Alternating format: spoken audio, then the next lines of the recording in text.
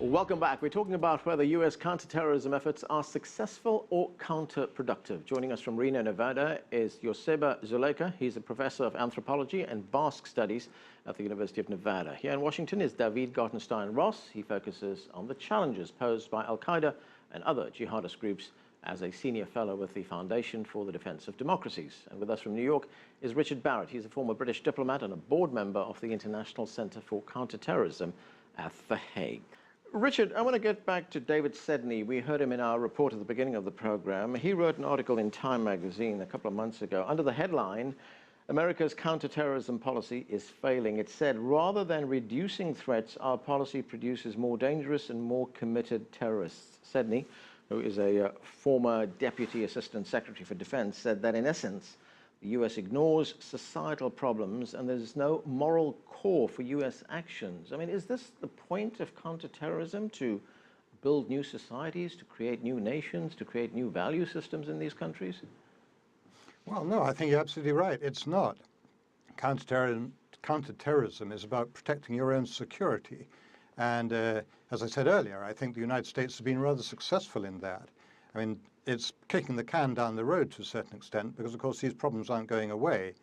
But the responsibility, if you like, for dealing with the underlying causes of terrorism still, are in the region, and it's the responsibility of the region to deal with them.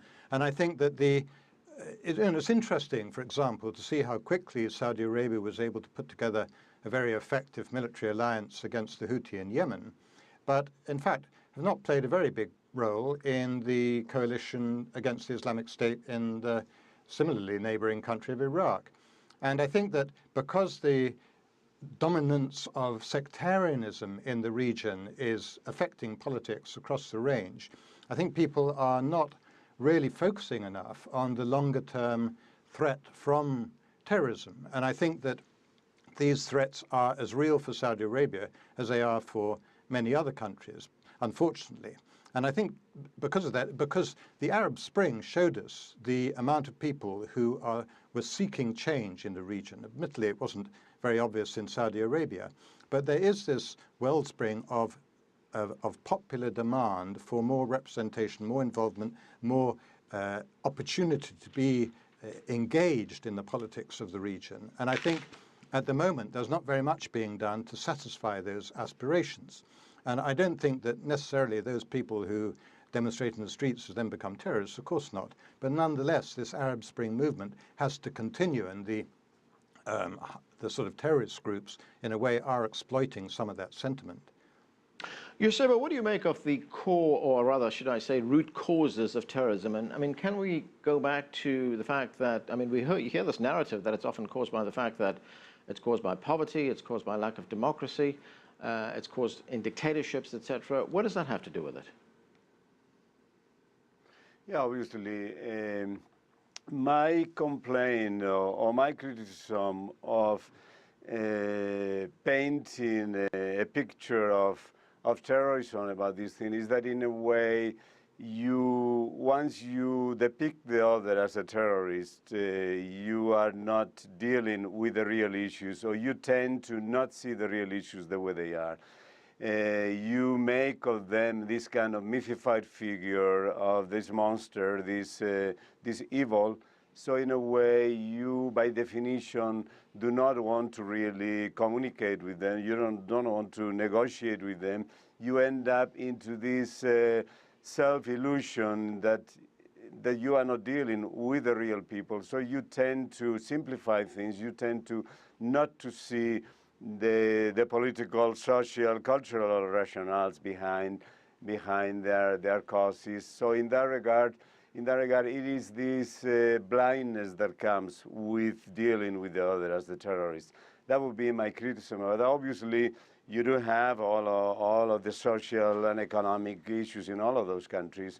But my criticism would be that dealing with it as a terrorism issue, essentially, whether you are in Afghanistan or in Pakistan or in Iraq, I mean, that was the issue one after the war, when Paul Bremer suddenly dismiss all the civil servants of the previous regime as being kind of contaminated by Saddam Hussein's evil, you end up creating more of the same phenomena. So in that regard, I think painting this as a terrorism thing tends to be a self-deception in the end.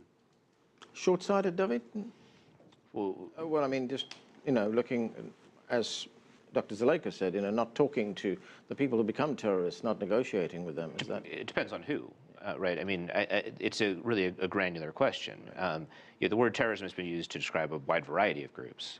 Some of them not only should be negotiated with, but negotiations and talking to them has proved very successful. The IRA is one. Yeah. Others, a very different story. In the latest issue of Dabik, which is the Islamic States magazine, it has this article by John Cantley, he's a journalist who got captured by the Islamic State, and they've conscripted him basically under heavy duress to serve as a propagandist for them. And it's an article actually making the argument that eventually you're going to have to talk to the Islamic State and accept them as a legitimate state. Then there's a footnote appended at the end saying that negotiation with the kuffar for peace is actually unacceptable, but a truce might be acceptable for some limited period, but it's an imperative to continue fighting.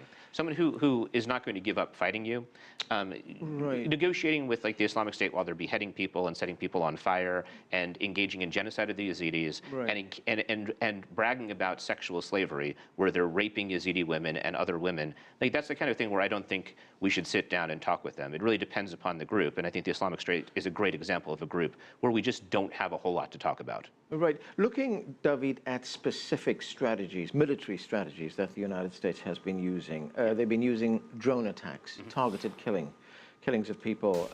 This has been referred to as the light footprint approach. Do they actually create more terrorists, as some argue? I think that, again, it's a granular question. I think sometimes drone strikes are justified, often they're not. I think we've very much over-relied upon them, so I question the program on it in terms of its net effect. But I find that often sweeping generalizations aren't very helpful. Right. But I will say, though, that the direction of that policy is one that, yes, I am critical of. Okay. Richard, can the United States kill its way out of the terrorism threat? No, clearly not. It's not a numerical equation at all, no. It has to be a quality equation. But just a couple of things. I mean, David's absolutely right about the John Cantley article in Dabik, in the latest version of Dabik. But it's interesting because it does emphasize the fact that the Islamic State sees itself as a state. It doesn't see itself as a terrorist group.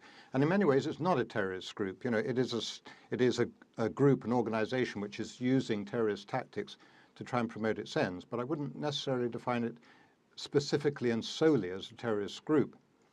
On the drones, the decapitation policy of the United States, which is also, of course, copied by very many terrorist groups as well, has been effective, I would have said, against al-Qaeda. Initially, I was extremely skeptical of killing as, even the leaders as a form of counterterrorism. But it has to be agreed that, albeit despite all the legal problems there are with that, al-Qaeda is very, very much weaker as a result. And I imagine, in a way, that so is al-Shabaab, given that they can still commit dreadful massacres like in Garissa the other day.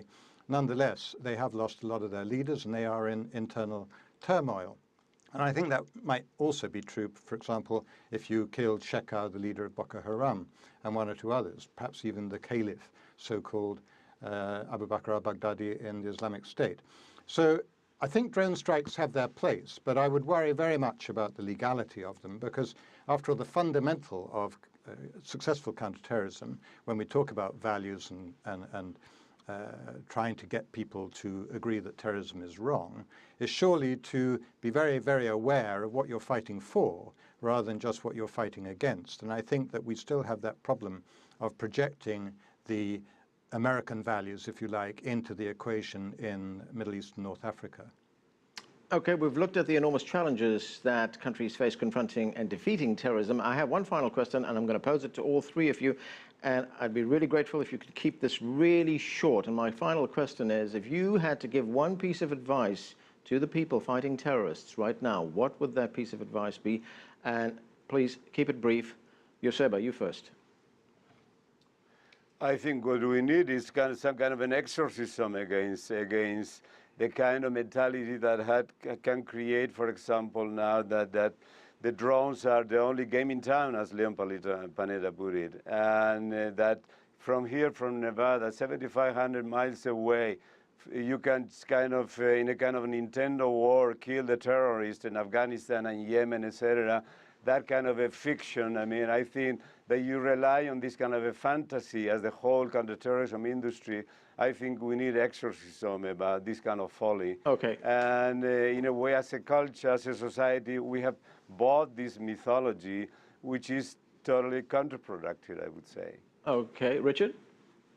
Well, I'd say two things. I'd say, first of all, make a very, very careful assessment of the real threat from terrorism. For example, I think in this country, in the United States, it's very low, and act proportionate to that threat, and don't try and solve a whole lot of other problems which are nothing to do particularly directly with terrorism. And the second thing I'd say is that you will never defeat terrorism anywhere without the full engagement of the community, and the focus should be really on community engagement and building community resilience to terrorism. David, last word. Since you say it's to the people who are fighting terrorists, I'm going to assume it's the Obama administration. So to the administration, I will say, you are the most insular administration in the history of this country. You have completely disregarded any sort of outside advice or any sort of outside suggestion. Your policies have failed. The Middle East is smoldering, and this is largely a post-2011 phenomenon. Maybe it's time to listen to somebody outside of your very closed circle. Who would that somebody be, very quickly? Somebody outside their closed circle is people they just haven't been listening to before. I mean, I think there's a wide array of people out there, a wide array of voices, and a wide array of expertise, and they're not being listened to. Okay, that's where we're going to have to leave it, gentlemen. Thanks to all of you for joining us.